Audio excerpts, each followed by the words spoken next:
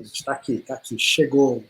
Chegou. André, sem delongas, o palco é seu. Vou começar. Oi, gente, tudo bom? Para quem está vendo aí, obrigado, Nardi e Fernando, aí, pelo convite para falar um pouco aí da exposição que eu organizei.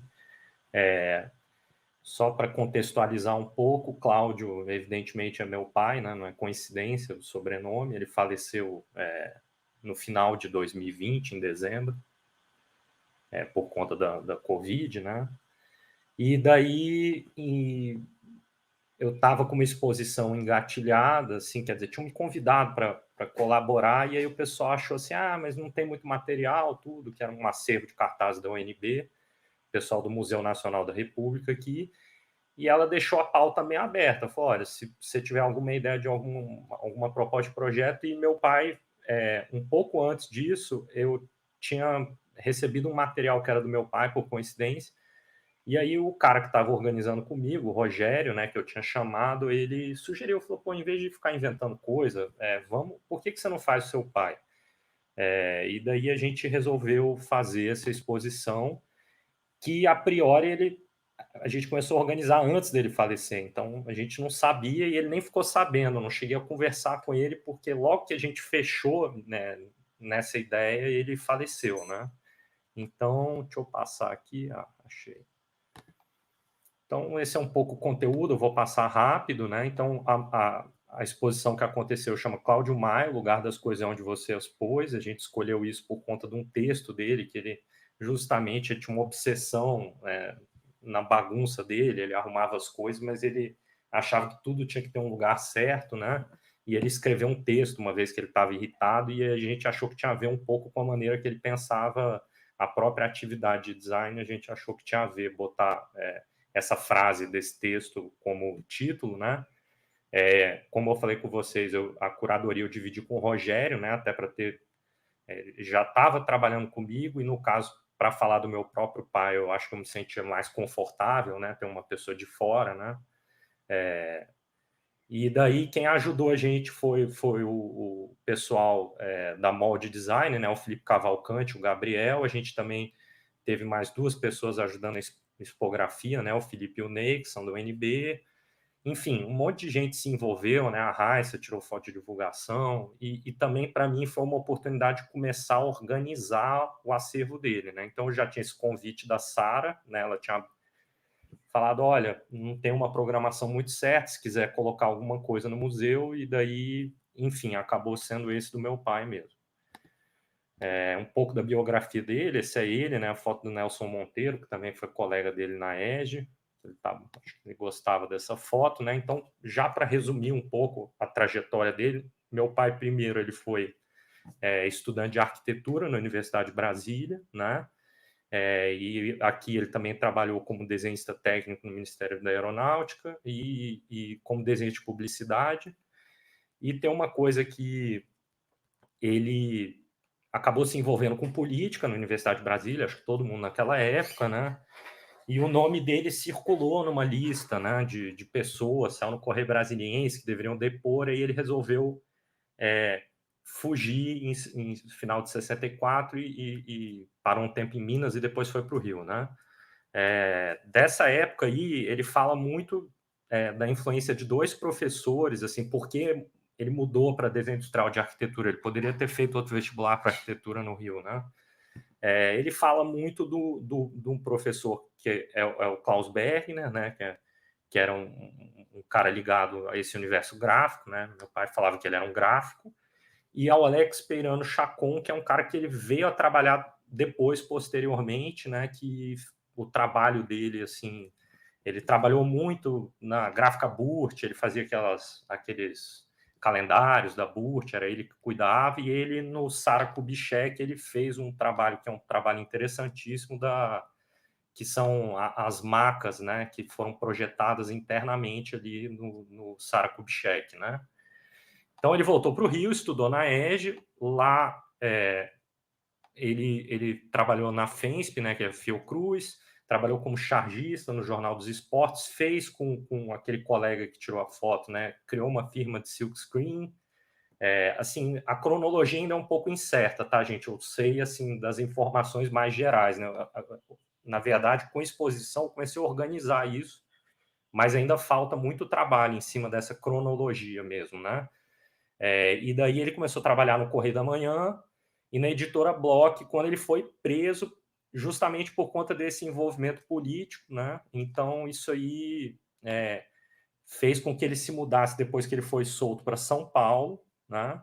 E aí ele começou a trabalhar em agência de publicidade, que também ele teve encontro com uma pessoa que ele sempre falou muito, né, na Squire, que era uma agência, que é o Carlito Maia, e depois na parte de produto, no escritório do Alessandro Ventura, que é outra pessoa também que ele tinha como referência, assim, né? Aí, de novo, ele, enfim, acho que casamento, eu já não sei explicar muito bem, ele passou um tempo em Salvador, né?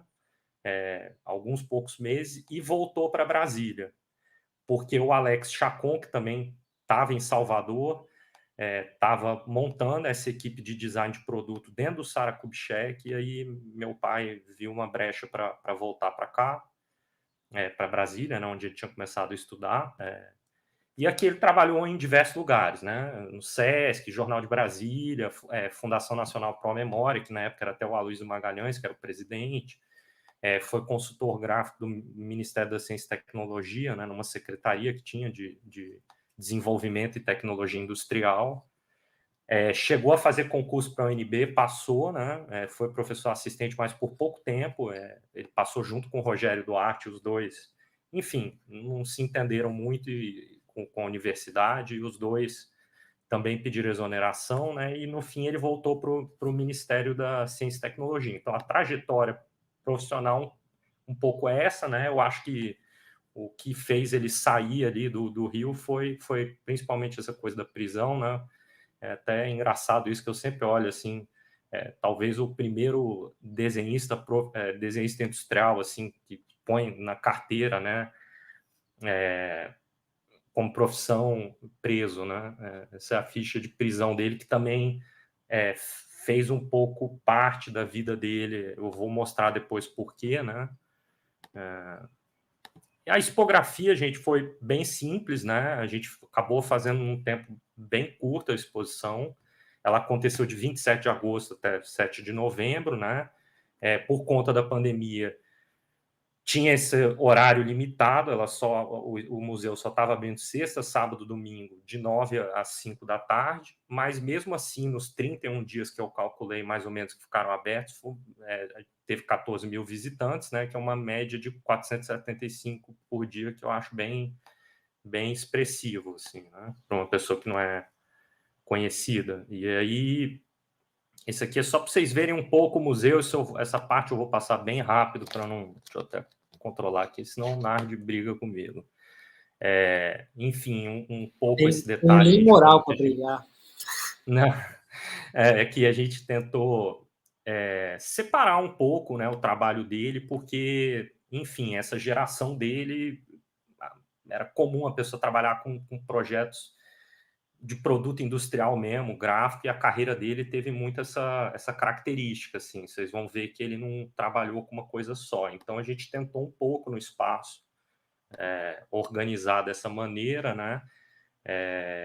Então aqui era uma parede mais desses projetos que tem uma relação mais política, né? Que é o cartaz da anistia que ele fez, que ele venceu um concurso que tinha mais de 1.000 inscritos na época, né? Em 78.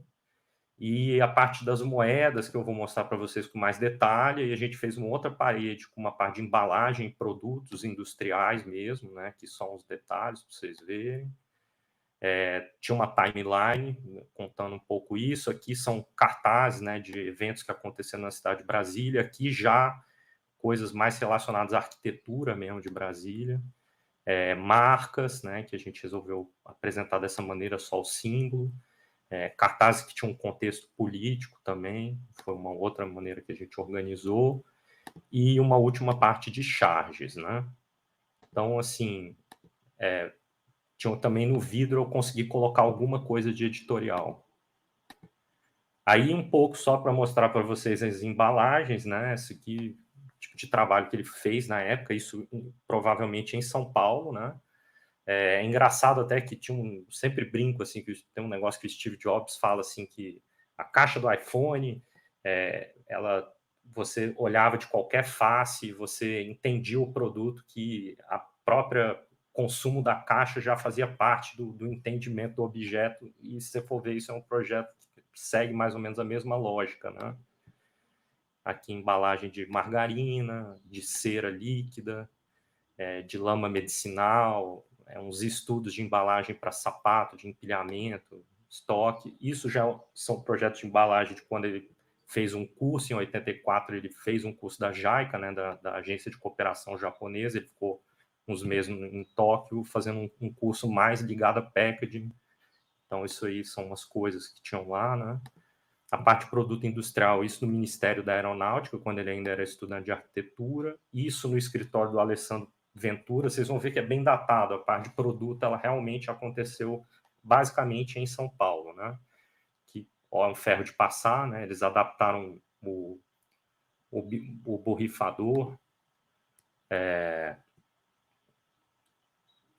Provavelmente, gente, tem vários coautores nesse projeto, isso é uma coisa que eu ainda quero sondar, mas nesse, evidentemente, o próprio Alessandro Ventura, né? Um kit de eletromagnetismo para o Ministério da Educação, aparelho de som, né, que são os estudos de layout preliminar, depois ele foi fabricado com um layout um pouco diferente para Polivox, circulador de ar também no Alessandro Ventura, fogão, tem uma linha enorme, ou, por exemplo, só tem algumas imagens desse mesmo, da Alfa, né? Ele tinha um detalhe que eu acho curioso, assim, que ele tinha uns LEDs, né, para ver se a boca está aberta, que é um negócio que é até interessante. A asa eu entendo que tem um certo modismo da época, mas essa coisa do LED é inteligente, assim. Cofre, né, os cofres de segurança, que é a imagem da propaganda, mas eles projetaram o cofre.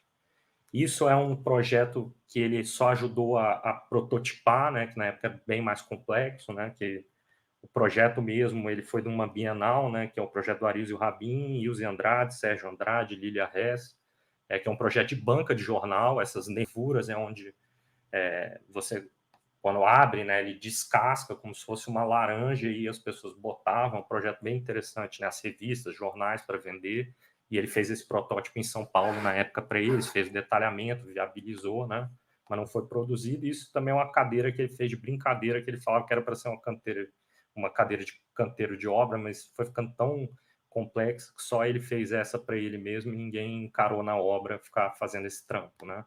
Ele tinha esse amor, né, por projeto, ele ia se empolgando e não interessava mais, às vezes, agradar os outros, mas agradar o próprio trabalho dele. Aí essa parte do gráfico o que eu mostrei, assim, que eu vou mostrar para vocês, o primeiro projeto que eu acho que tem um pouquinho mais de detalhe é o projeto do concurso das moedas de real, que são as moedas que a gente usa hoje. Isso foi escolhido em concurso entre 90. O concurso foi, acho que até final de 97, né? E em 98 que saiu, né, essas moedas do real que a gente usa até hoje.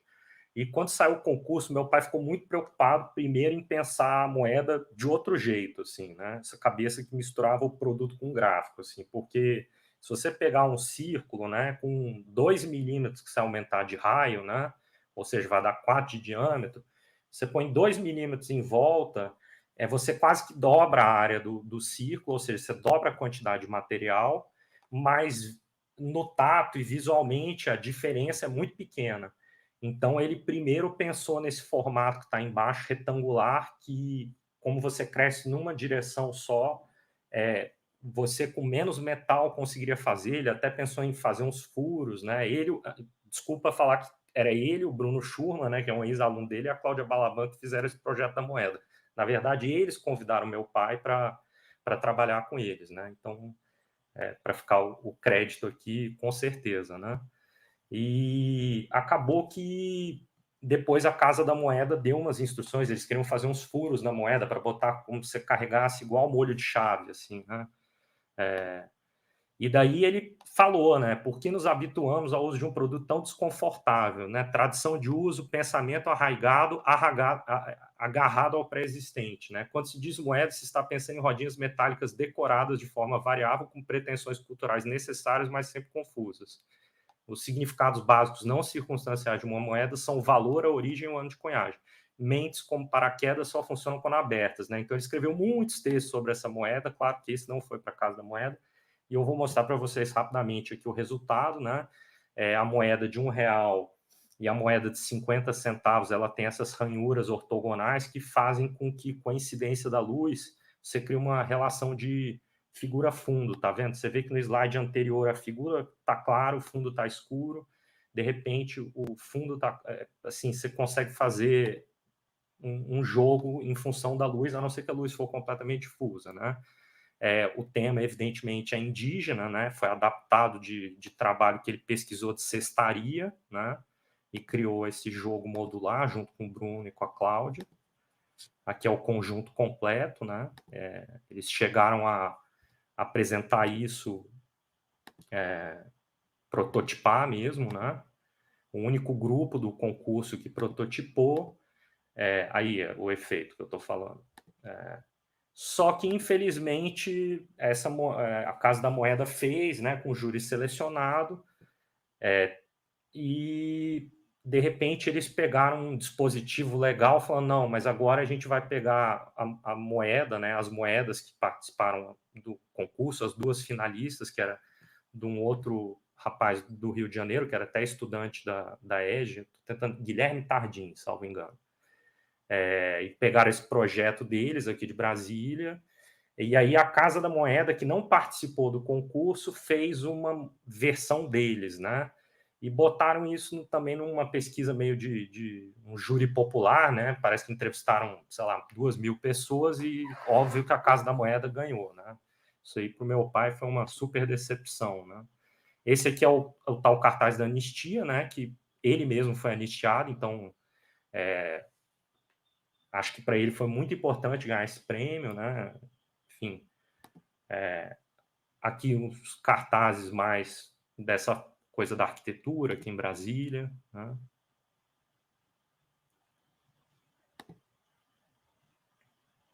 E outra coisa também que eu acho curiosa, até botei assim, que isso era uma coisa um pouco, eu acho que meu pai não tinha muito essa percepção de ver o design dentro do museu, ele achava estranho.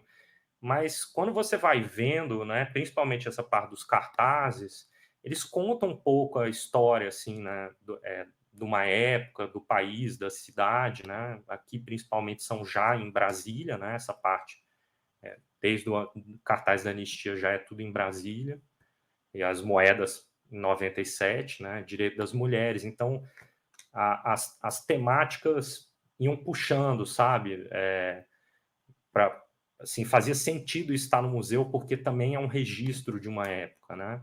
É até curioso que estava tendo os povos indígenas estavam acampados aqui em Brasília, né? Por conta daquela votação no Supremo, e eles iam tirar foto, por exemplo, com esse cartaz, entendeu?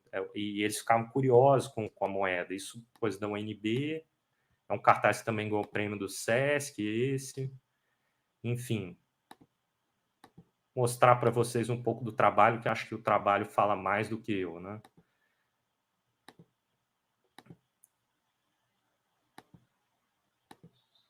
Esse eu botei por causa do desenho. Meu pai era um ateu super fervoroso, mas algum amigo dele de bar, devia ser pastor, e pediu para ele, mas é engraçado como ele interpretou o texto, né? Erguei os vossos olhos e vede os campos. Daí ele fez esse desenho super interessante.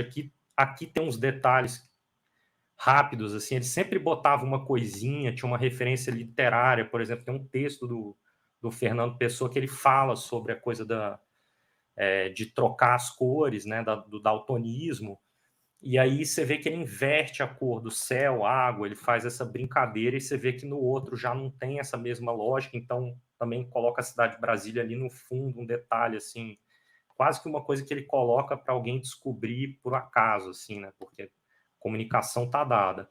E a parte das charges, no começo eu queria botar um monte de coisa, até o Rogério falou, tá, mas ele nunca mostrou pintura, não faz sentido. Então, a gente tirou tinha um monte de outras coisas, né, que eu consegui achar, e a gente foi para as charges, e claro que a gente selecionou as que a gente acha que fazem sentido até hoje, né, e as outras a gente fez uns cadernos para as pessoas olharem, né, enfim, para quem tem realmente mais curiosidade, né. Então, a gente tentou selecionar a parte de charge muito com esse critério do Jornal de Brasília, assim, o que ainda faz sentido falar hoje, né? Porque charge é todo dia, às vezes é a cara de alguém, Por exemplo, essa é super atual, né? Não dê comida aos cientistas. Então, a gente foi selecionando realmente mais os trabalhos que diziam respeito a não só àquela época, mas que ainda fazem um certo sentido hoje, né?